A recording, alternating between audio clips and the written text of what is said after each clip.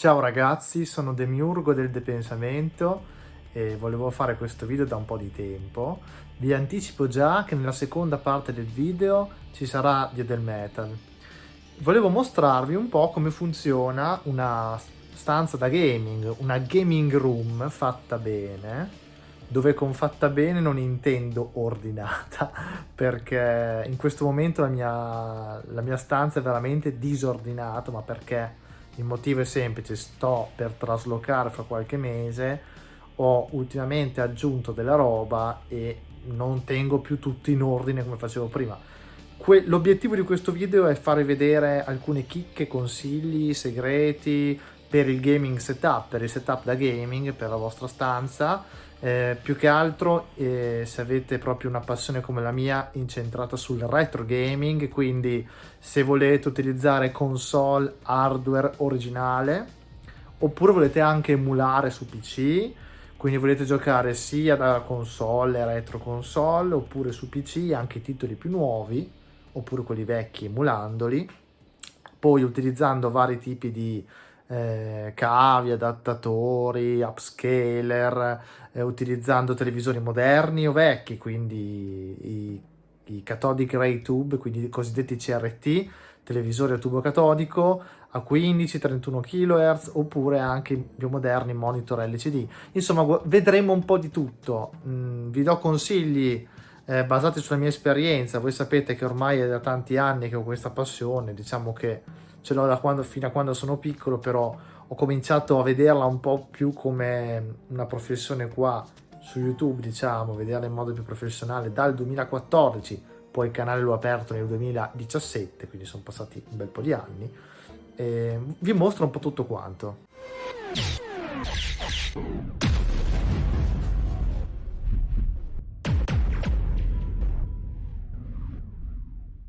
Allora, come vi ho detto prima, vi chiedo scusa in anticipo per il casino, per il disordine, ma tutta questa roba dovrò tutta spostarla, quindi non ha senso per me tenere in ordine adesso. Non ha proprio alcun senso.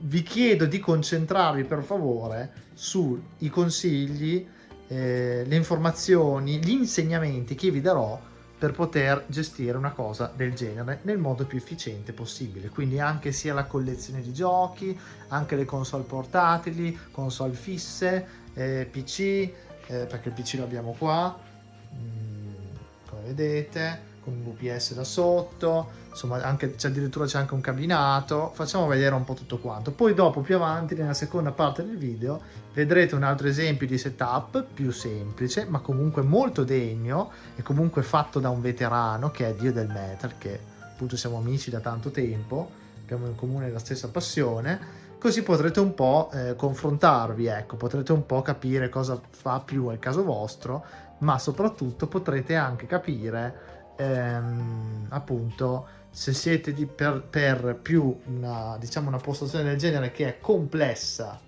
ha i suoi pregi e difetti, oppure siete per lo più per una postazione più semplice, come per esempio può essere quella del meta, dove non collega tutto. Io vi dico la verità ragazzi,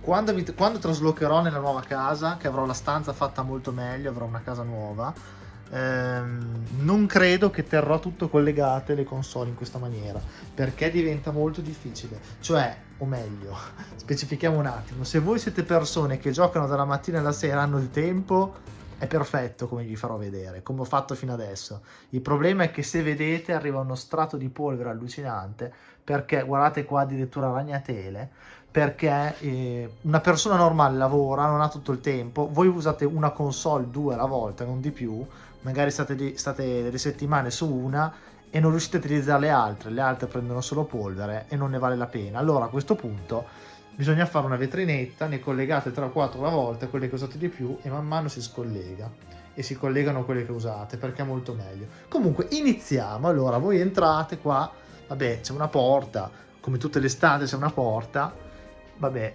iniziamo subito da qui. Cosa vediamo? Vediamo il PC, che è il cuore, il centro, la postazione PC da computer, appunto, un computer da gaming di qualche anno fa, di 6-7 anni fa. Adesso vi dico le caratteristiche, che comunque per quello che devo fare io va ancora benissimo. Un computer di fascia media oggi, qualche anno fa era di fascia alta. Allora, importante nel computer avere le seguenti cose: ovviamente l'accesso alla rete, che adesso io qui vi faccio vedere, c'è il cavo di rete tutto fatto su, buttato lì, che è un cavo Ethernet categoria 7, ma va bene anche categoria 6 per fare le live, ovviamente, per collegarsi in rete, perché internet è fondamentale. Adesso è tutto buttato qua così perché non ho intenzione di cablarlo bene, perché come vi ho detto devo traslocare, ragazzi, quindi è tutto un po' buttato lì così. L'importante è che funziona momentaneamente, poi dopo dovrò rifare tutto bene nella casa nuova. Qua in alto c'ho tutte le scatole di qualche accessorio, console, controller, vedete, è un bel po' di roba qua in alto, ma anche lassù. Dopo queste cose le vediamo dopo. Allora, il computer è questo qua, case normalissimo. Adesso qui c'è la sedia che non riesco a niente. Vabbè, è un normalissimo case, quindi non fate caso proprio a quello. Per me il case della Cooler Master, proprio il case è la cosa che non è così fondamentale, l'importante è l'hardware del computer. Questo è un i9, no scusate, che cazzo dico, un i7 8700, adesso non mi ricordo, devo farlo vedere perché non mi ricordo esattamente la CPU, da 3 GHz dovrebbe essere. Poi alla RAM l'ho messa da 32 GB, che l'ho aggiornata da poco. Vabbè, DDR4 ragazzi, nel senso che ve l'ho detto, 6 anni questo PC. Prima era 16, era un solo banco da 16, adesso 32 GB. Poi abbiamo come GPU, come scheda grafica, abbiamo un Nvidia 2060 RTX, che comunque è ancora buona, diciamo che è quella di fascia più bassa che ancora regge tantissime feature per i giochi anche più moderni. E poi cosa? Vabbè, c'è l'SSD da 1 terabyte, ne ha 2. Prima aveva un hard disk e un SSD, adesso ho messo entrambi SSD, tutte e due da 1 terabyte. Le caratteristiche principali sono queste. Poi c'è lo schermo, ne ho 2, sono schermi insomma abbastanza economici. Questo dell'HP, un 17 pollici, gli hertz non li so neanche, in realtà saranno 75, niente di che. Questo invece è un altro monitor della LG, tutti e due 1080p. Questo è più piccolino, mi sa che è allora, se questo qua è un 17, questo qua sarà non lo so ragazzi, è più piccolo, no, che cazzo di, questo non è un 17, questo è un 22, questo è un 17, mi sono confuso. Ecco, sì, ragazzi, questo video lo sto facendo molto spontaneo, però penso che comunque vi servirà. Poi abbiamo, vabbè, per fare le streaming bene, abbiamo una Stream Deck dell'Elgato. Poi abbiamo qualche controller USB, uso questo quando si emula, insomma. Questo è molto buono, guardate le marche, ma ve li faccio vedere così indicativamente, nel senso che ognuno poi può usare quello che vuole. Comunque almeno un controller col cavo tenetelo. Vabbè, le cuffie, qui le cuffie è sempre buona cosa averle. Qui c'è qualche cazzatina quando faccio il coglione con gli occhialini e il cappello militare. Qui c'è un po' di SD, qui c'è il mio loghetto, scusate, del mio del pensamento TV. Vabbè, questa è la scheda di cattura che serve per registrare tutto quello che entra qui in HDMI, quindi anche le console che vedremo dopo.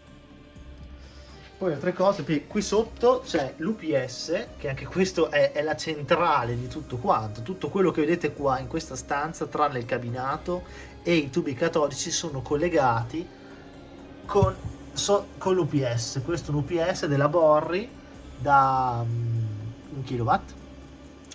E mi va benissimo perché tanto non accendo mai tutto insieme, non ho mai avuto problemi, veramente ottimo. Si chiama Galileo, se non erro, e ce l'ho da 5-6 anni. Ho dovuto soltanto cambiare le batterie dopo 4 anni perché vi dà un segnale acustico.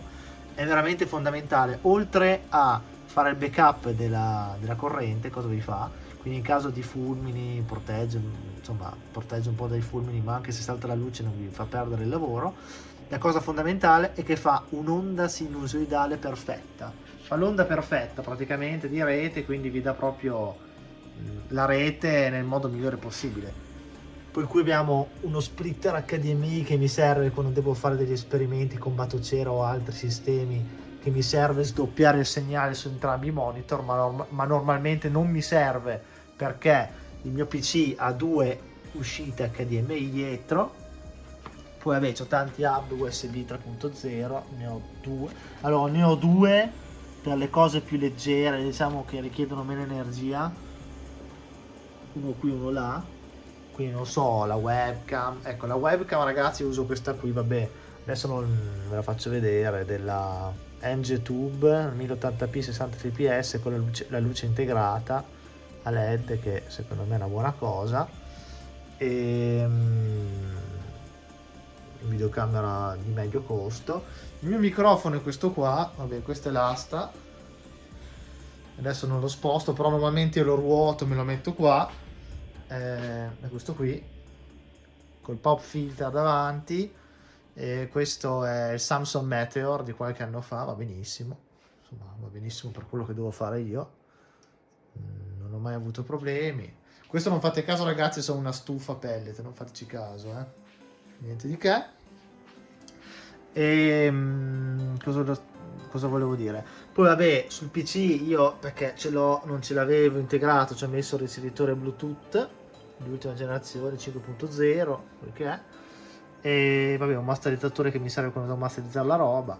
Come vedete c'è anche polvere perché non ho mai tempo di starci bene dietro le cose, hard disk vari con backup e altre cose, e penso che abbia finito. Tastiera della Razer, anche il mouse della Logitech è il G Hero 502. Vabbè, ho detto le cuffie, direi che qua ci siamo. Vabbè, qui c'è OBS aperto perché dopo vi mostro. Vabbè, qui qualche altra chicca della collezione, tra cui c'è un Super Nintendo americano non funzionante, lo tengo soltanto in esposizione, i multitap PS2, FAT, multitap Sega Saturn, multitap PS1, qualche gadget, qualche gioco leggendario che lo dice il nome, la chitarra wireless Xbox 360, un pugnale che è meglio che non vi faccio vedere i simboli che ci sono sopra. Poi vabbè, qui per terra adesso poi andiamo alle console. Ragazzi, questo vabbè è il mio mobile, la mia scrivania che ho avuto fino adesso, ma è vecchissima, riciclata, guarda, tra l'altro piena di tarli, non la userò più assolutamente. Mi sono preso una scrivania nuova, però sono andato avanti così fino adesso. Invece il mobile in noce è molto bello, molto bello, non ho niente da dire su questo, ma questo qui rimarrà qua ovviamente, non è che me lo smonto. Vabbè, questa era l'angolo PC, vi faccio vedere meglio le caratteristiche, perché adesso qui qualcuno potrà dire ma fai vedere di XDiag per le caratteristiche del PC, e vabbè comunque le vediamo in dettaglio, ma sono queste qua, appunto 32 GB di RAM, è un i7, no, mi sono sbagliato, non 8007, 9700 da 3 GHz, quindi sono 8 CPU, e invece lo schermo, ecco qua, come vi avevo detto prima, 6 GB di VRAM. Ok, avete visto, e così non ci sono problemi. Fatto questo, andiamo un attimo alla parte più succosa, perché non voglio fare questo video troppo lungo. Vabbè ragazzi, i titoli ovviamente prendete soltanto quelli che giocate di più, poi dipende se siete collezionisti o giocatori. Io sono più giocatore che collezionista, quindi tendo a prendere più che altro quello che gioco, non prendo quello che non mi interessa soltanto perché vale. Però ci sono varie scuole di pensiero, qui sono i giochi per computer, qua dietro, questi qua sono dei porta controller, qui ragazzi abbiamo Diablo 2 per PC, con la big box fenomenale, porta controller PS4, Xbox Series X, qui ci sono dei dischi masterizzati di backup, PS2 e altre console, qui c'è qualcosa originale PS3, qua dietro che manco mi ricordavo sinceramente di avere. Vabbè, qui c'è una cartuccia Neo Geo, abbiamo giochi Wii U, qui abbiamo multicart Neo Geo, giochi Saturn, giochi PS1 e Dreamcast giapponesi, qui abbiamo una collezione PS2 e Xbox 360. Io più che altro dell'Xbox 360 è l'unica console di cui veramente ho tantissima roba originale, tantissima, perché è una console che mi piace molto. Qui abbiamo addirittura tutte le cartucce Evercade, per l'Evercade sia arcade che quelle rosse, quelle viola, che quelle rosse per le console, che abbiamo la PS Vita con il controller PS3 wireless che si può utilizzare con essa, che dovevo farci un video sopra, adesso è buttata lì così. E qui ci sono dei titoli PS1, e di Game Boy, altre cose che mi piacciono, poi Lens of Lore per computer. Vabbè, qui ci sono altri giochi, li potete vedere. Questo è l'angolo delle portatili. Vi consiglio nella vostra stanza di farvi un angolo delle portatili. Qui adesso non ce le ho tutte perché alcune sono di là. Comunque PSP, PS Vita, gli Evercade portatili, 3DS, 2DS, DS, Game Boy Color, Game Boy Advance, addirittura il Sony Ericsson Xperia Play, quel telefono PSP 2 in 1. Insomma, tutto quello che serve, che portatile, tenetelo qua, anche le consoline cinesi emulative, eccetera, eccetera. Fatevi un angolino dedicato per le portatili. Il Game Boy Advance adesso qui primo, mentre l'SP era comunque. Fatevi sempre l'angolo dedicato, se possibile usate delle custodie protettive perché star qui con la polvere si rovinano, però ovviamente se dovete esporle. Io non sono uno che tiene tanto l'esposizione, tengo più che altro al conservazione della roba, che sia sempre buona, funzionante e ordinata, ecco, e che non divento pazzo a pulirla, ecco. Però qui non siamo in questo caso, dovrei avere una bella vetrinetta, infatti vi consiglio di prendere le vetrinette, di esporre la roba anche senza queste buste, però quando andate in giro usate queste buste perché altrimenti rovinate le console. E ecco, poi per tutte queste cose, per le portatili e per i controller ricaricabili dovete avere sempre un modo per gestire le ricariche, controller wireless intendo. Quindi qui dietro c'è un caricatore, io ho preso le pile dell'Ikea, quelle buonissime, quelle più potenti di capacità, penso che siano da 2450 mAh, e le ricarica sia quelle AAA che AA, quindi quelle stilo, le mini stilo. Ho un caricatore qua, così posso gestire tutti i controller e anche i Game Boy che richiedono le pile. Quindi usate sempre le pile ricaricabili di buona qualità, le più capienti possibile, così risparmiate un sacco di soldi. All'inizio pagate un po' di più, ma poi dopo siete a posto, avete il caricatore, non dovete sempre comprare pile per Game Boy e le portate neanche per i controller. Mentre quelle che hanno la batteria integrata, come i controller PS3 o controller PS4, con questi ragazzi vi consiglio di avere una stazioncina di ricarica come questa qui, con un po' tutti gli attacchi USB di vari tipi per iPhone, controller PS4, Android, con PSP, PS Vita, insomma tutti gli attacchi che ci vogliono, e questa centralinetta vi gestisce le ricariche col voltaggio giusto. Quanti slot ha? 7? Sì, c'è 7 slot, ragazzi, veramente comoda, costa una trentina d'euro, qualche anno fa costava una trentina d'euro, adesso non lo so, e con un'unica presa vi carica un sacco di roba. Dovete avere i cavi, però sono già inclusi questi qui. Ve la consiglio questa centralinetta. L'aveva mostrata Once Were Nerd, un canale YouTube, anni fa. La trovate sul suo canale. Come anche questo qui, che questo qua è più una stupidata, però come cassa funziona bene. Questo mini PC è una cassa che si collega anche con Bluetooth, ha varie funzioni multimediali, fa vedere il meteo e altre cose, molto carina, anche i giochi. Questo computerino, vabbè. Ok, poi torniamo a noi, finito questo discorso. Adesso andiamo alle fisse. Allora ragazzi, le fisse, come vi ho detto, tutte le console vecchie, adesso qua dobbiamo stare un po' sui collegamenti, cerco di far più veloce possibile perché c'è tantissima roba da dire, sto cercando di fare una sintesi il più veloce possibile. Allora, tutte le console si dividono di vecchia generazione e di nuova. Quelle di nuova sono molto più facili. Allora, andiamo prima su quelle nuove, perché sono quelle che magari interessano ai più e sono le più facili da collegare. Allora, le nuove sono quelle che hanno l'uscita HDMI, oppure se vogliamo dirla in inglese HDMI, il cavo più diffuso adesso, la connessione più diffusa. Quindi hanno risoluzioni che vanno, insomma, tutte 1080p praticamente, qualcuno fa 720p. Allora, cosa abbiamo qua di queste console che hanno quella di console moderne? Diciamo che sono dalla 7ª generazione in poi. Quindi abbiamo la PS3, quindi qui c'è la PS3 Slim, poi abbiamo l'Xbox 360, Io c'ho sempre qua l'Xbox 360 Slim, che è questa qui, però ne ho anche altre Xbox 360, ne ho un'altra qui, questa è moddata RGH qua dietro, perché adesso è coperta, e questa qua è moddata RGH, questa qua, sempre collegata nel setup. Poi abbiamo l'Xbox One, che adesso qua per terra perché sto facendo degli esperimenti, non so neanche dove metterla, ed è per questo che io poi nella casa nuova farò la vetrinetta, perché veramente occupa troppo posto tutta sta roba collegata insieme, poi non ho modo di utilizzarla, prende solo polvere, conviene usarla poco alla volta e quando la usi la tiri fuori.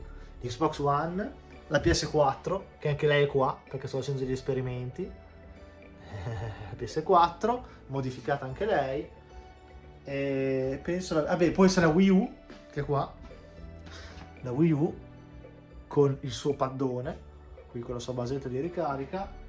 E poi che cosa ho dimenticato che ha l'HDMI? Penso nient'altro, penso di aver detto tutto. Vabbè, il PC c'ha l'HDMI ovviamente, c'è un PC abbastanza moderno. No, penso di aver detto tutto, perché tutte le altre le uso con connessioni analogiche vecchie.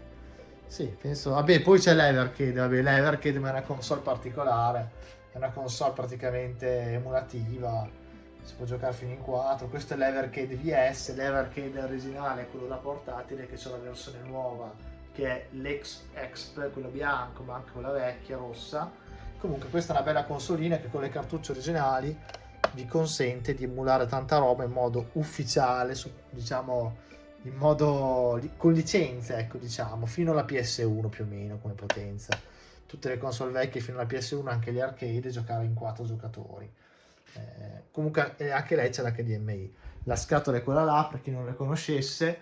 Abbiamo sia la scatola dell'Evercade normale che dell'Evercade VS, che è la console casalinga. E quelle cartucce qui sono che sono queste qua, vedere prima, sono intercambiabili su entrambi i sistemi, sia quello portatile che quello fisso. Ne potete mettere fino a 2 alla volta su quello fisso, così avete una bella selezione di giochi e vengono emulati in modo ufficiale, diciamo, senza problemi.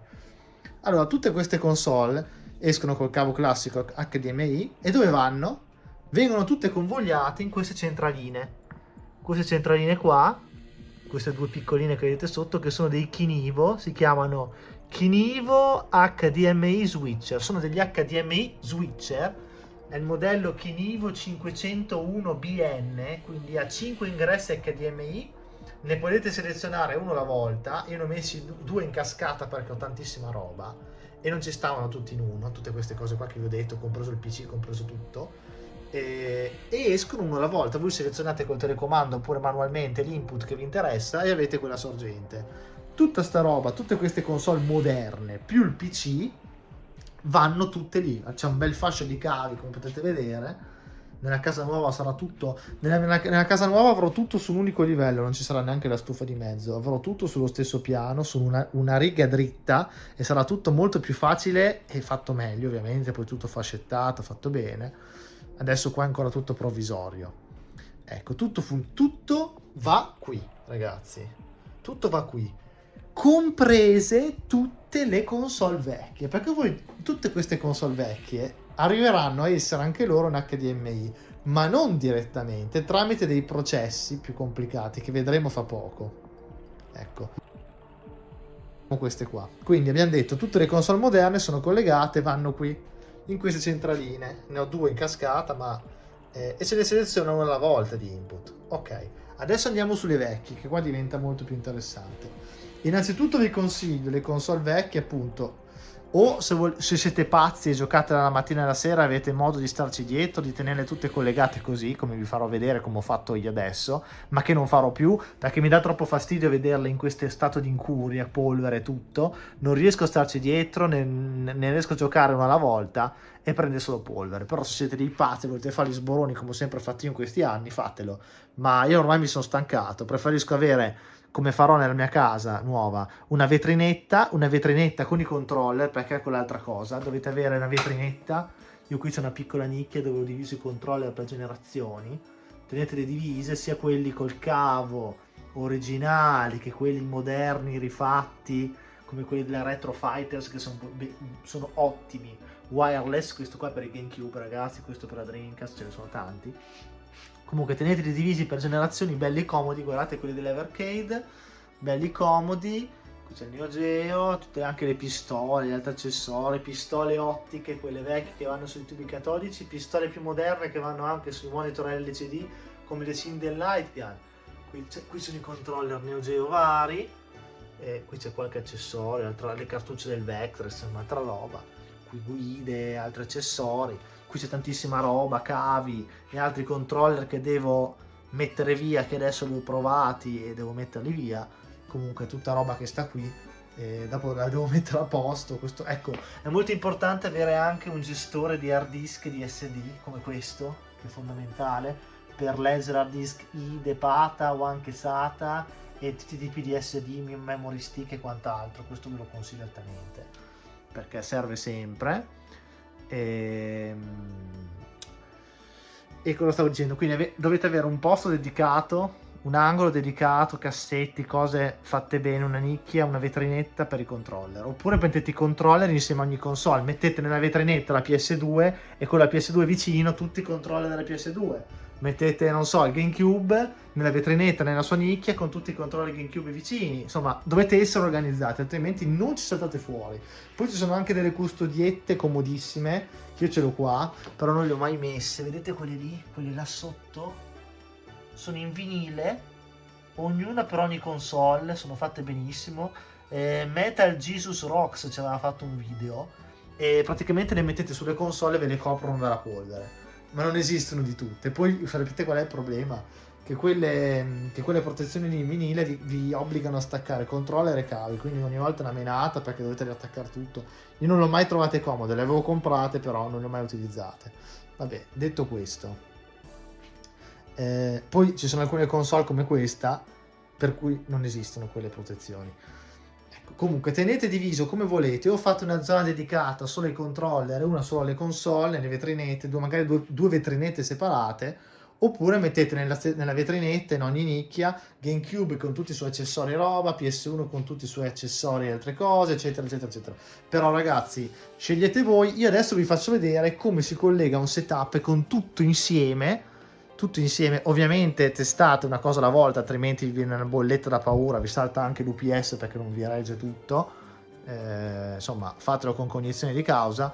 Però ragazzi, io so già che da adesso in poi il mio setup prevederà 4-5 console collegate alla volta, non di più, e le altre staranno in una vetrinetta ben pulite, organizzate, con i loro controller, accessori, cavi vicino, e man mano io attacco quel che mi serve e vaffanculo, perché così per me è ingestibile. Ho una vita, lavoro, non sono sempre qua dalla mattina a sera a giocare, dei giorni non riesco neanche proprio, magari una settimana a volte mi capita poco di giocare, e quindi è così. Però vi faccio vedere come io ho sempre fatto fino adesso. Poi voi ovviamente se volete fare qualche console alla volta è molto più facile, basta collegarne meno. Ecco, allora, innanzitutto le console vecchie, come vi ho detto, arriveranno ad essere in HDMI. Qua. Come succederà? Come succede? Facciamo vedere. Allora, tutte queste, ognuna ha connessioni analogiche. Allora, nel 2024-2025, se voi volete avere queste console e volete fare un setup con i controcoglioni, dovete non si può più fare, penso, in composito. Cioè, allora, le connessioni vecchie quali erano?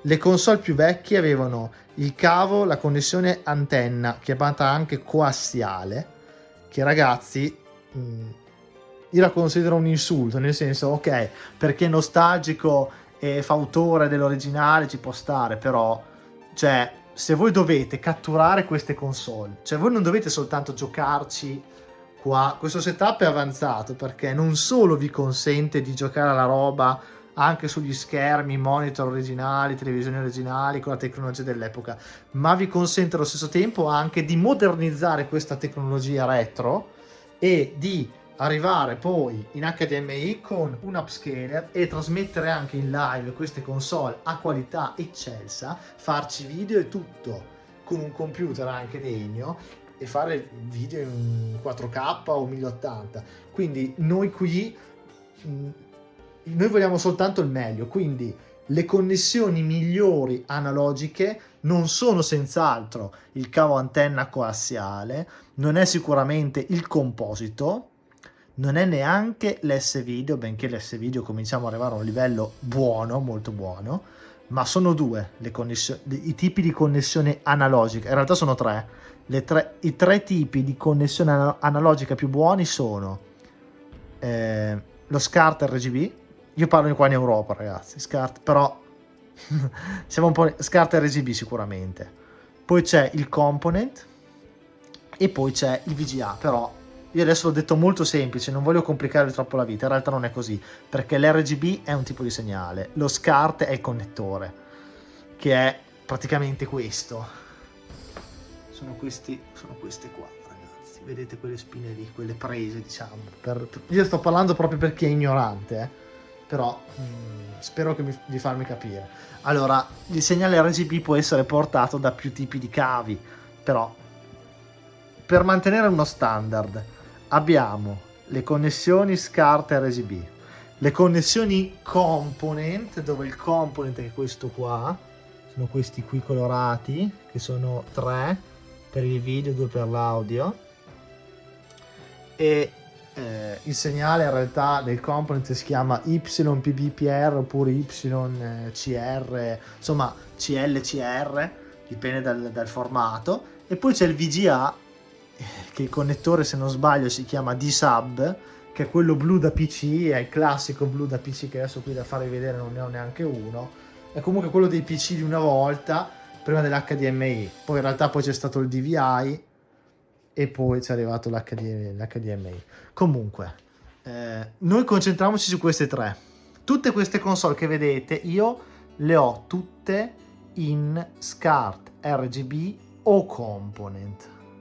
Non utilizzo neanche il VGA, neanche sul Dreamcast, perché alla fine anche il segnale VGA non è altro che un RGB modificato, nel senso che alla fine il segnale VGA è un RGB con la sincronizzazione sia orizzontale che verticale, separate, mentre nel RGB S, che è il tipo di segnale standard, la sincronia è unica.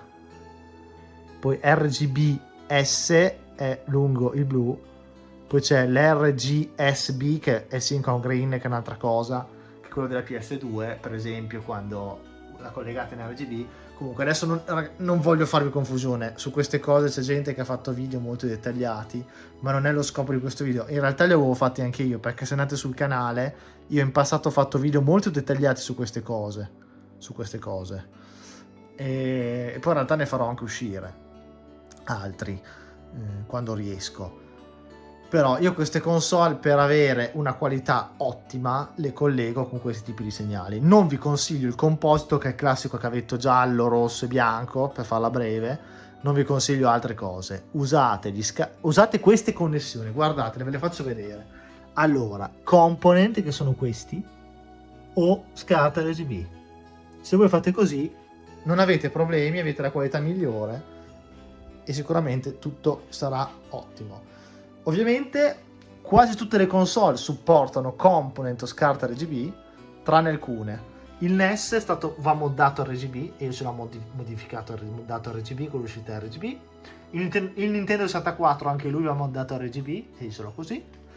Poi, vabbè, il GameCube, ci sono vari, adesso qui non posso entrare troppo nei dettagli, però il GameCube c'ha due tipi di uscite, perché dipende dal modello. Comunque il cavo component del GameCube, io ce l'ho originale, che è questo qua, costa un botto, costa veramente un rene, vedete? È questo qui, perché c'è un DAC interno molto particolare.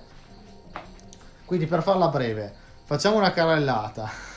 Allora, il GameCube, o usate SCART RGB, ma il meglio sarebbe il component se avete il modello adatto, col suo component originale. PS1 va benissimo SCART RGB, poi anche qua c'è il Sync Luma, C-Sync, il migliore sarebbe il C-Sync, però già col Sync Luma va bene, perché è su quale tipo di linea va il Sync. Per avere l'immagine più pulita ci vorrebbe il C-Sync, che sarebbe chiamato anche Composite Sync, basta che non usate il sync on composite perché quello crea il disturbo, quindi usate o il sync on Luma o il C-Sync. Però se usate il C-Sync comprate i cavi come faccio io dall'Inghilterra. Ovviamente queste cose, ragazzi, andavano bene fino a qualche anno fa. Adesso l'Inghilterra, anche fuori dall'Unione Europea, c'è la dogana, è un casino, però è un hobby costoso. Una volta l'ora meno, io queste cose le ho fatte in un periodo dove ancora si poteva, al giorno d'oggi diventa molto difficile. Comunque io ho sempre comprato tutti i cavi SCART RGB da Retro Gaming Cables.United Kingdom, UK. Lì c'è veramente tutte le... vedete questi cavi ottimi, addirittura hanno anche l'uscita composita per la sincronia delle pistole ottiche. Ragazzi, comunque SCART RGB ve lo consiglio più che il component, però io in realtà qui mi sono sbagliato, è che ho il component. Sì, io ho il... prima usavo lo SCART RGB, ho il cavo HD Retrovision della component ottimo sulla PS2.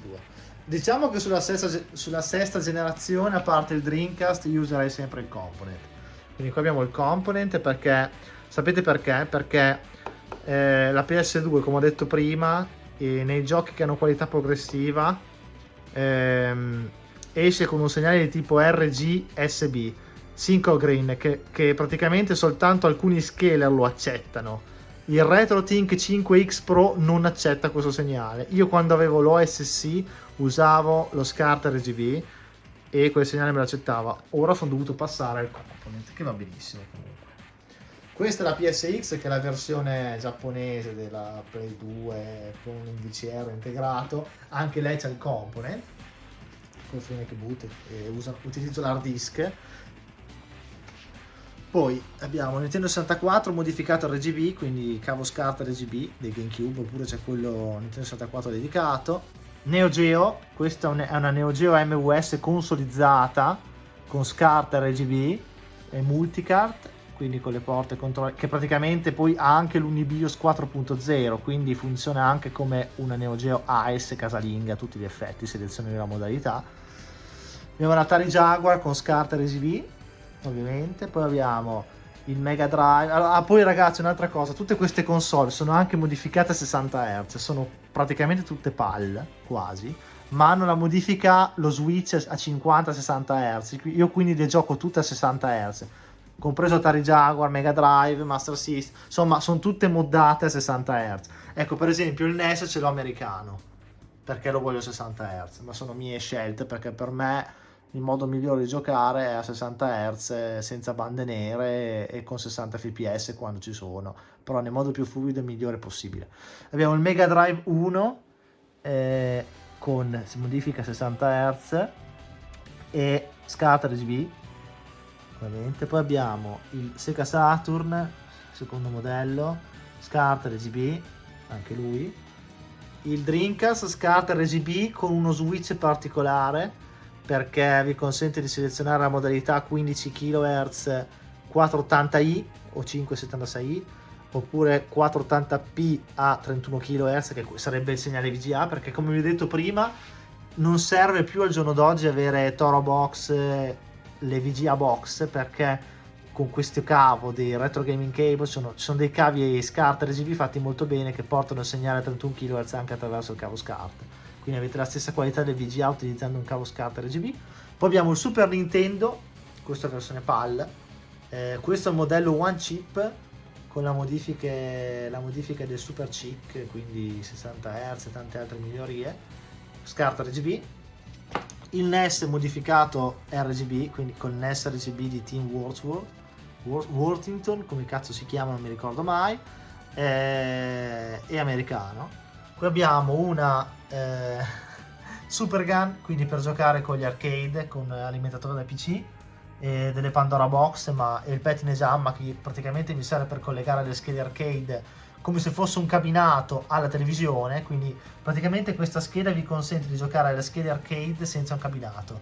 Utilizzate un controller esterno, come per esempio può essere quello del Neo Geo, lo attaccate qua, esce col cavo SCART RGB, attaccate la scheda al Pettine Jamma e andate, con un alimentatore da PC. Quindi questa è la Super Gun della Retro Electronics. Poi abbiamo il Master System, primo modello, che ha lo SCART, che ha l'RGB come segnale integrato, già nativo. Là c'è un OSC, che è il mio vecchio scaler, che usavo prima, che lo uso con la Super Gun e con la Game Crystal, che è questa hardware arcade, questo PC arcade di cui ho parlato anche con Igor sul mio canale. Contiene 100 titoli. Qui c'è la Xbox 360, vabbè, quella lì in HDMI ne ho parlato prima. E poi qui abbiamo questo vano vuoto, ci sta la prima Xbox, questa la Crystal, in component con il suo cavo originale, e c'è l'hard disk ovviamente modificato, migliorato, eccetera eccetera, però quelle cose ne parliamo dopo. Poi ci sta la Wii in component con la sua barra e tutto il resto, assolutamente in component. Poi ci sta il Nuon, che è una console che forse la maggior parte di voi non conoscono. In realtà è un lettore DVD con una console integrata all'interno. Lui è in component perché è il modello americano N501, però se avete quello europeo 505, 504 ha lo SCART RGB. Poi cosa mi manca? Di che cosa non ho parlato? Starà dietro, vabbè, poi c'è il Vectrex, che è una cosa a parte, che ha tutti i suoi overlay, ma il Vectrex è un monitor e console 2 in 1 incorporato con anche il controller portatile, tra virgolette, con schermo vettoriale, l'unica console con schermo vettoriale che esiste. Con questo feeling anni 70, le sue cartucce ce l'ha qua, c'ho la multicart, il controller ovviamente aggiustato, cambiato l'overlay e tutto il resto. Insomma, il Vectrex sta a parte. Poi vari accessori, come ho detto prima, volanti e quant'altro, pistole, vanno messi nella zona dedicata. Altre pezzi di collezione, titoli che mi interessano di più, titoli che mi interessano tanto, che sono riuscito a reperire, originali. Ecco, vabbè, musica e quant'altro. Sempre qui nei vinili, mixer per gestire il tutto. Comunque, vi ho detto le connessioni. Penso di non aver dimenticato nulla. Va bene. E queste console, oltre ad avere la modifica 60 Hz e avere le connessioni analogiche migliori possibili e component e SCART RGB, che cosa hanno anche? Hanno anche tutti delle modifiche per funzionare con SD o cartucce, quindi con Everdrive, flashcard o SD tramite ODE, Optical Drive Emulator. L'abbiamo tutte sul GameCube. Abbiamo il GC Loader, quindi con l'SD incorporata, micro SD incorporata qua, perché a me non mi interessa utilizzare i giochi originali sulle console. I giochi originali me li tengo là, quelli che voglio li espongo, ma non voglio usarli per non rovinare le console, anche per fare meno calore, per avere meno usura sulle macchine e farle durare di più. Quindi abbiamo il GC Loader con la micro SD nel GameCube, abbiamo lo Psaio sulla PS1 con micro SD ovviamente, abbiamo l'hard disk dietro sulla PS2 FAT con il FreeMac Boot, abbiamo l'MX Forsio con il FreeMac Boot sulla PSX, quindi giochiamo da memory card con l'SD, perché qui non c'è modo di usare l'hard disk interno che ha, la chiavetta fa schifo come sulla PS2 normale, quindi si usa quello. Su Nintendo 64 abbiamo l'Everdrive X7 di Kriz, Everdrive 64 X7 di Kriz, ovviamente il migliore con l'SD. Poi abbiamo la multicart 161 in 1 versione 3 per il Neo Geo. Sarebbe bello avere l'Everdrive, quella serie, ma costa $600, 600 euro. Mi sembra un po' la follia, chissà, magari prima o poi lo prenderò. Poi abbiamo la Game Drive sul Jaguar per giocare sui titoli, anche quelli del Jaguar CD. Poi abbiamo la Mega Everdrive Pro per il Mega Drive, che ci consente di giocare anche i giochi per Sega CD, quindi Mega CD. Però per il 32X ci vuole l'accessorio, il 32X che va messo a parte, che adesso io non ce l'ho, ma prima o poi lo recupererò. Per il Saturn abbiamo il Phoebe, perché questo è il Saturn secondo modello incorporato con l'SD interna più la cartuccia Action Replay che fa varie funzioni. Sulla Dreamcast abbiamo il GDM originale ufficiale, quindi che viene aggiornato con l'update interno con l'SD. Poi abbiamo sul Super Nintendo abbiamo l'FX Pack Pro, che è la migliore Everdrive che c'è per Super Nintendo con SD. Per il NES abbiamo l'Everdrive, quella migliore per NES, Pro, N8 Pro si chiama, vabbè, con l'SD che funziona perfettamente, micro SD. Qui niente, perché sul Master System abbiamo la Master Everdrive X7 di Crazy, la migliore ovviamente. Sull'Xbox non c'è bisogno perché abbiamo l'hard disk SATA da 1 tera buttato dentro. Questo è il controller wireless, il ricevitore controller wireless. Quindi abbiamo upgradato la prima Xbox. Sulla Wii abbiamo la modifica con la chiavetta SD, abbiamo la chiavetta dietro, qua dietro, con la micro SD davanti. Sul Nuon non serve perché i titoli vanno anche masterizzati, o usate gli originali o masterizzate i titoli. Sulle portatili ci sono le varie flash card Everdrive con l'SD anche qua, quindi Game Boy Color, Game Boy Advance, DS, beh, poi ci sono le modifiche DS tra DS, le sapete, la modifica per la PSP e PS Vita, quelle sono cose a parte. Sto parlando proprio di supporti di memorizzazione adesso. Wii U stessa roba, c'è l'hard disk esterno da 1 tera, PS3 stessa roba, hard disk esterno da 1 tera, 360 invece è l'unica di cui ho tutto legit, tutto ufficiale, tutto funzionante ufficiale, tranne l'RGH, la 360 con l'RGH che è questa qua sotto. Va bene, arriviamo al dunque che il video sta diventando troppo lungo. Tutte queste connessioni, queste console con connessione SCART, RGB e component dove vanno? Allora, se sono SCART RGB vanno a queste centraline RGB, che sono degli SCART switcher, si chiamano Bandridge SVB 7725, e qui c'è anche la sua versione più piccola, l'SVB 7723, che sono le migliori, che non perdono di qualità, oggi introvabili. La scatola è quella lassù, oggi veramente introvabili, anche Matteo Turchi ne aveva parlato benissimo, ma anche My Life in Gaming. Costano un rene queste centraline qua, che sono manuali, vi consentono di selezionare la sorgente, ne potete collegare 5 SCART RGB alla volta, io ne ho messe 3 in cascata, 2 da 5 e 1 da 3, e voi selezionate la sorgente.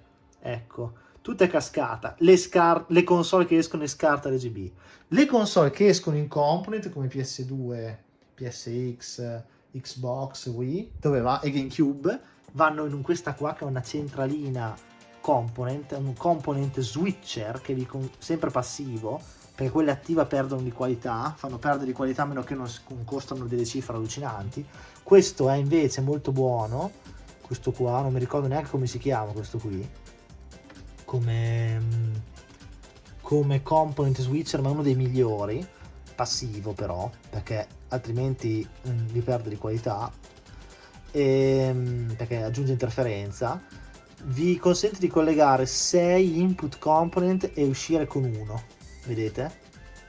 Tutte le console component, per avere tutto più comodo e gestibile, escono le 6 console collegate in component, escono da un unico component e vanno qua, ragazzi, vanno in questa scatoletta che si chiama Comp2RGB, che è di altissima qualità, fatta da Mike C, quello del RetroTink, e come vedete da 5 connettori, 3 per il video e 2 per l'audio, il component viene convertito in SCART RGB, e anche lui dove va? Va là, nelle centraline SCART RGB che abbiamo visto prima, negli RGB switcher della Bandridge. Quindi alla fine tutta sta roba, le console vecchie, tutte quante, non importa che abbiano connessione component o SCART RGB, alla fine diventano tutte SCART RGB e vengono gestite attraverso questa, vengono poi gestite da queste centraline SCART RGB. Dove vanno? Esce un unico SCART RGB finale che va esattamente qua, qui, in questo qua, in questa scatoletta nera, che è un SCART Distribution Amplifier. Praticamente è uno SCART splitter, dove cosa consente di fare? Di sdoppiare il segnale. Entra un unico SCART RGB e ne produce fino a 4. Sdoppia il segnale, lo moltiplica. Si chiama SCART Distribution Amplifier 4 in 1 il modello esatto non me lo ricordo, ma è introvabile praticamente al giorno d'oggi, è alimentato perché sennò fa perdere di qualità, e quindi tutte queste console escono da un unico SCART RGB, vanno qui, compreso anche il Nuon, tutto ragazzi, tutte, anche quelle component vengono tutte convogliate qua, e dove vanno? Vanno su due monitor, vanno sul monitor, questo monitor a tubo catodico ad alta risoluzione della JVC, che adesso qua devo sistemare la scritta perché mi dà troppo fastidio che sia rotta. Questo è un monitor a 20 pollici professionale, un BVM con la cassa anche, della JVC, che ha una qualità allucinante, a tubo catodico, a 15 kHz, quindi supporta tutte le risoluzioni standard da retro gaming, quindi ha i connettori BNC, ovviamente, ha i connettori BNC qua dietro, guardate. Poi escono con un adattatore in SCART RGB. E questa televisione supporta risoluzioni 240p, 288p oppure 480i, 576i e basta. E quindi vanno qui, quindi tutte le console vanno dalla prima uscita che è sdoppiata, vanno lì. Con l'altra uscita che è sdoppiata, sapete dove vanno? Dove vanno? È facile. Vanno lì. Vanno qua. Perché non è mica finita. Perché adesso no, ragazzi, non è che non è finita. È che non ho abbastanza centraline. È per quello che vi sto dicendo che io nel mio nuovo setup terrò meno console. Non posso permettermi di tenere tutte queste console. Perché mi sono anche dimenticato che ho anche il 3DO, tra l'altro, che ancora non ho collegato. Il 3DO, l'FZ1 il primo modello, perché ce l'ho che esce in S-Video, ma lo devo modificare che esca in RGB anche lui SCART, altrimenti è un delirio, perché l'S-Video ok che ce l'ho nello scaler, ma faccio fatica a gestirlo. Comunque, anche il 3DO, ragazzi, io non so più dove mettere la roba. Mi manca il Philips CDI, mi manca della roba, un'Amiga. Io ragazzi non so più dove mettere la roba, non posso più pensare di tenere collegato tutto. E infatti non ci stavo più capendo niente, mi sono perso un attimo, perché qui c'è un'altra centralina, che è questa qua, che si collega direttamente allo scaler. Ed è un delirio. Ecco perché viene sdoppiato. Praticamente tutte queste console vanno qui, in questa centralina nera, il segnale viene sdoppiato.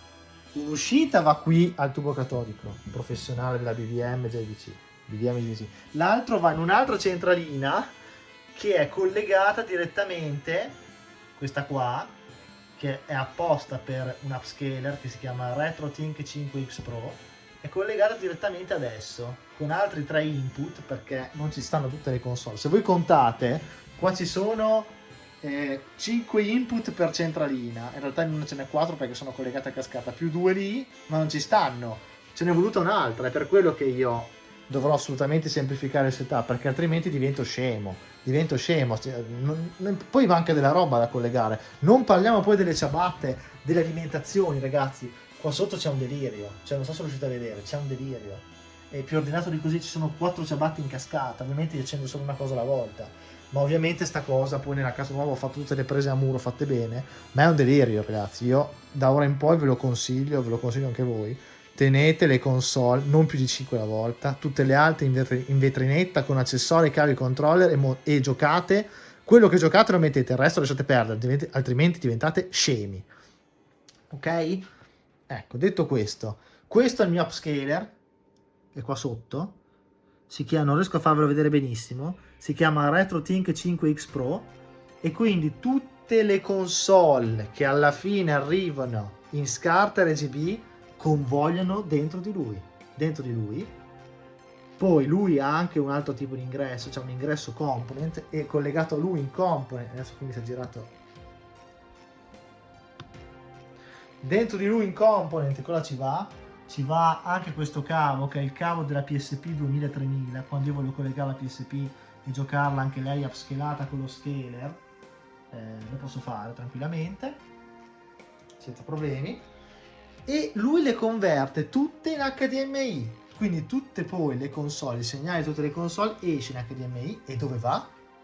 Va qui, nel chinivo, nello switcher HDMI.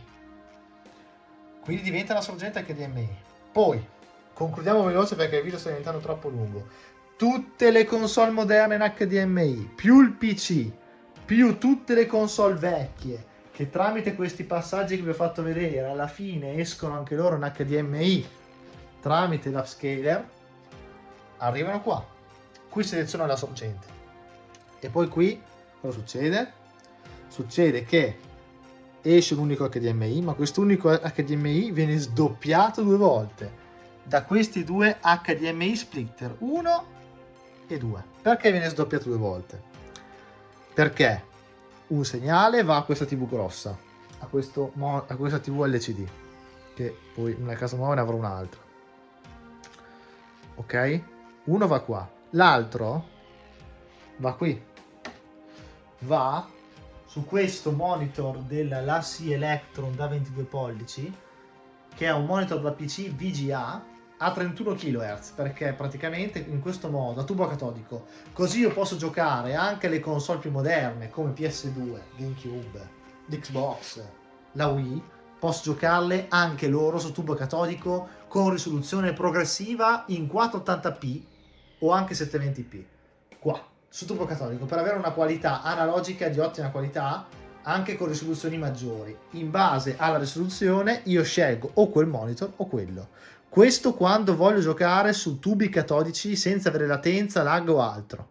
Ma allo stesso tempo, poi vi ho detto che il segnale viene sdoppiato un'altra volta dall'altro splitter, in modo tale che io poi lo vedo qua su questa TV, quindi vedo l'immagine delle vecchie tramite upscaler scalato in 1080 qua, ma allo stesso tempo, e lo vedo qui in contemporanea e non c'è lag, io vedo la stessa immagine qua sopra, qui o qui, dipende dalla console, e lì, ma anche sul PC, e non c'è ritardo, non c'è lag, è tutto immediato, perché questi upscaler, il RetroTink è fatto bene, come anche l'OSC, che è quello là, come anche questo, che è il GBS Control, che lo faccio vedere dopo, sono upscaler dedicati per il retro gaming che non introducono input lag, che è praticamente nullo, e vedo tutto in contemporanea, tutto quanto, anche sul monitor del PC. Adesso ci arriviamo. Posso giocare dove voglio, in contemporanea, su TV moderna, su TV vecchia, anche lì, quando faccio le live, posso fare tutto quello che voglio. Alla fine, come vi ho detto, vedo l'immagine finale in HDMI qua, su questa TV, la vedo anche qua, quando c'è qualche console più, che voglio usare, delle vecchie, col component qui, ma la vedo anche qua, su OBS qui.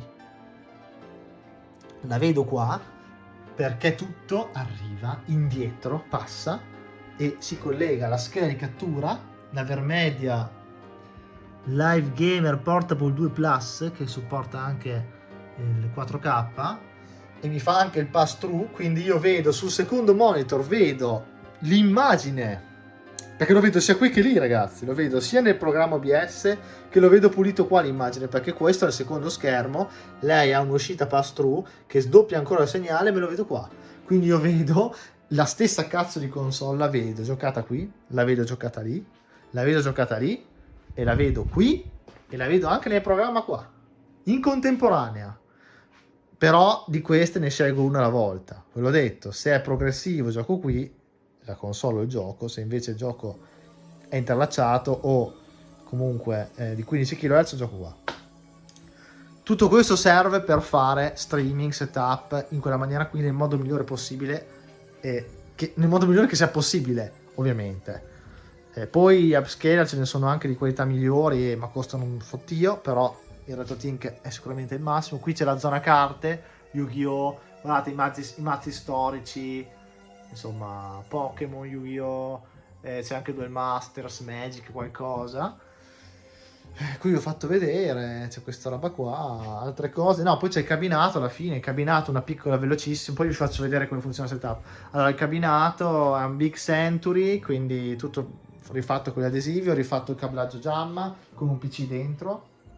Il PC è un i5 con scheda video AMD Radeon R9 380, che è l'ultima più potente, che supporta i CRT Emu Driver a 15 kHz. Il monitor è un 28 pollici tubo catodico, Ho rifatto la plancia completamente, tutti i tasti, i micro switch e le leve le ho rifatte. Sono leve non della Sanva ma quell'altra marca che adesso mi sfugge, giapponese, sempre molto buone. Seimitsu, molto buone, corte, a raggio corto. E il PC è dentro, ci ho messo il mega ventolone per raffreddamento. Ve l'ho detto, il cablaggio, c'è la Jamma ASD qua dentro che gestisce tutto, che è una scheda che converte l'output video VGA del PC, l'USB e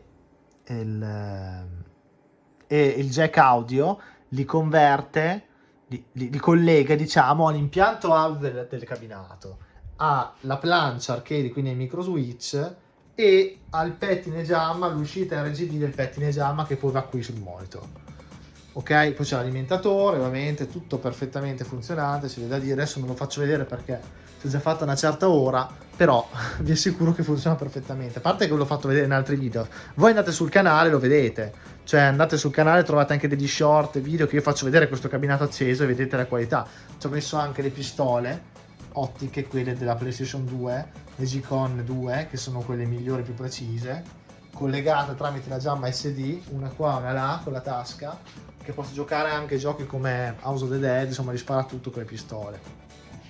E questo monitor supporta i 15 kHz e i 24 kHz, è a doppia frequenza. Purtroppo non supporta i 31 kHz, non è a tripla, ma costano un fottio. Allora, alla fine, ragazzi, come vi ho detto, tutto arriva qua. Alla fine tutta sta roba arriva qua. È inutile che ve lo faccio vedere adesso perché tanto mi tocca accendere tutto adesso. Sinceramente sono anche abbastanza cotto dopo un'ora che parlo. Si vede qua, tanto voi lo vedete nelle live, lo vedete che vedete tutte le console lì, anche quella del Nuon. Cioè, per esempio, non vi fidate, ma porca puttana, andate a vedere la live sul Nuon. Il Nuon non si può emulare, o meglio si emula ma fa schifo emulato. Vi ho fatto vedere in live il Nuon qui, quindi come potete capire tutto questo è vero. Quindi praticamente poi accendo la ciabatta qua dietro, accendo questa mega ciabatta dietro qua dove c'è tutta la roba, seleziono la sorgente lì e mi va tutto sugli stessi schermi. Adesso non lo faccio su tutti questi schermi, adesso non lo faccio perché sono cotto. Io spero tanto che abbiate trovato questo video molto interessante, ho cercato di fare il mio meglio, di fare il più corto possibile. Vi lascio il Dio del Metal e poi posso dire che il video può concludersi qua perché sono veramente distrutto. Ciao ragazzi, sono Dio del Metal e Demiurgo mi ha chiesto di mostrare il setup avanzato che ho io per quanto riguarda registrazione delle console originali, registrazione dei titoli emulati per cercare di trasmetterli su internet, oddio. E quindi farò vedere comunque il setup che ho costruito negli anni, che nonostante la semplicità è comunque avanzato e ricercato e va anche pensato bene, quindi cominciamo subito. Allora, intanto qui c'è ovviamente la postazione computer con due monitor, uno da 165 Hz e uno da, vabbè, un altro che è normale. Qui c'è il computer, la prima cosa fondamentale, che non è chissà cosa, ragazzi, non è che ci vuole un computer mega galattico anche per emulare in maniera decente. C'ha giusto una Sapphire Nitro Plus 480 RX, ragazzi, c'ha un i5 c'ha un Ryzen 5, c'ha due RAM da 32 GB, c'ha l'SSD e basta, nulla di che, ragazzi. Ma comunque è fondamentale anche perché appare le console, perché difatti io sono stato in grado di fare, ragazzi, tramite anche gli insegnamenti del Demiurgo, tutte le console possibili, immaginabili, catturarne il segnale originale, anche specialmente di quelle vecchie che sono analogiche, convertirlo in digitale e mandarlo al computer per poter andare in registrazione e streaming praticamente. Ora infatti lo faccio vedere in diretta come faccio. Allora, qui c'è l'angolo delle console, ragazzi. Abbiamo, vabbè, Nintendo 64, Sega Master System 2, GameCube, Nintendo Wii, robe che non sono attaccate ma che comunque potrebbero funzionare tutte. Il NES, abbiamo lo SNES USA, abbiamo lo SNES italiano, insomma un po' di robe. E di qua abbiamo Xbox, la prima Xbox, la prima PlayStation, l'Xbox One, la PS2 FAT, la PS4, l'Xbox 360, che sono tutte collegate e che possono mandare il segnale tranquillamente. Quindi intanto provo ad accendere tramite una cosa avanzata, ragazzi, la prima Xbox. Assolutamente, perché ovviamente sono tutte console, a parte la 360, la One e la PS4, che sono modificate e che quindi possono cercare di mandare i titoli custom. Quindi intanto l'ho accesa, qui non è successo niente, però ora che l'ho accesa accendo come ultima cosa l'HDMI switcher, nonché il Kinivo, ragazzi. Questo è un aggeggio bellissimo, perché da come si può vedere ha 4 ingressi HDMI, anzi 5, e un'uscita. Quindi praticamente PlayStation 2 che esce in HDMI tramite l'adattatore e viene alimentata dalla stessa PlayStation 1 e PlayStation 2, altrimenti non manderebbe l'elettricità per mandare l'adattatore. Vabbè, l'Xbox 360 in HDMI, questo in HDMI, ma c'è anche la PS1 e l'Xbox, ragazzi, però queste hanno uscita composita e component. Come fanno, ragazzi? Come fa ad andare il component in questo switch se non c'è l'ingresso? Ho fatto una cosa avanzata, io in passato c'avevo questo vecchio registratore, ragazzi, che vedete il segnale è apparso. Perché? Perché da come si può vedere entra il component dell'Xbox, ragazzi, esce con HDMI e va direttamente al Kinivo. Ma qui per salvare un'altra presa, che altrimenti non ce n'è 6, ragazzi, qui c'è un altro ingresso. E qui di fatti ci va la PlayStation 1, ragazzi, con l'adattatore da... come si chiama? Da composito ad HDMI, che però anche quello necessita elettricità. Come fa a mandare l'elettricità se non ve lo mette una presa da telefono, ragazzi? Collegato direttamente qui alla USB. Quindi quando questo si accende alimenta anche il convertitore della PS1 e poi manda anche quella. Per ora andiamo a vedere. Ora andiamo a vedere come finisce il segnale, ragazzi. Perché? Perché appunto tutte le console entrano nel Kinivo ed escono con un singolo HDMI che va praticamente al nuovo Avermedia, o meglio non è troppo nuovo, però l'Avermedia Live Gaming Portable 2. Questo, ragazzi, c'ha sempre un HDMI in, ha un HDMI out che va direttamente al monitor finale, ma c'ha anche una presa USB che questo in passato non ce l'aveva. Questo registrava a sé, ragazzi. Presa USB che va qui, ragazzi, e quindi legge il segnale direttamente dalle console che sono connesse. Quindi ora andiamo a vedere e difatti abbiamo l'Xbox, la prima Xbox completamente funzionante, ragazzi. Ok, ora l'ho acchiappato, ragazzi, ha acchiappato la prima Xbox, da come potete vedere. C'è un piccolissimo ritardo, ma non ci interessa. Poi ovviamente siccome mi uscirebbe solamente nell'impianto, da come si può sentire, proviamo a mandare la registrazione e mando un gioco.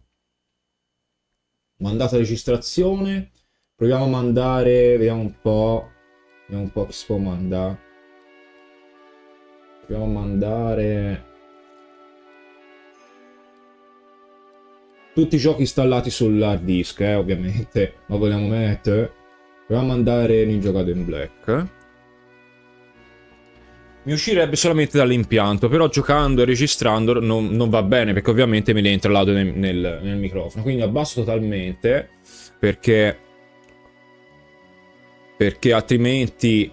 vabbè, qui è una cosa avanzata, ragazzi. Praticamente faccio uscire la sorgente audio direttamente dalla scheda di cattura qui su OBS e mi andrà sulle cuffie, ragazzi. Quindi io sento da qui.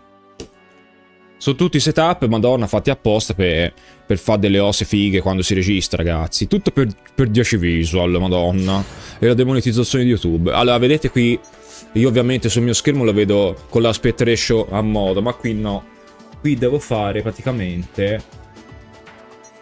Lo prendo, lo ripristino, lo ridimensiono manualmente. In questo modo. E ora devo tenere premuto shift. Vediamo se mi riesce. Eccolo lì. Vedete, l'ho rifatto qua nel livello finale di registrazione in 4 terzi come dovrebbe essere, perché altrimenti appare tutto sminchiato, ragazzi, e funziona perfettamente. Allora, qui fammi abbassare l'audio. Esatto. E poi ovviamente questo chiappa tutte le console attive, quindi se io attivo la PlayStation 2 mi chiappa quella poi, e c'è anche il telecomando per switchare. Quindi comunque il setup si basa tanto su questo.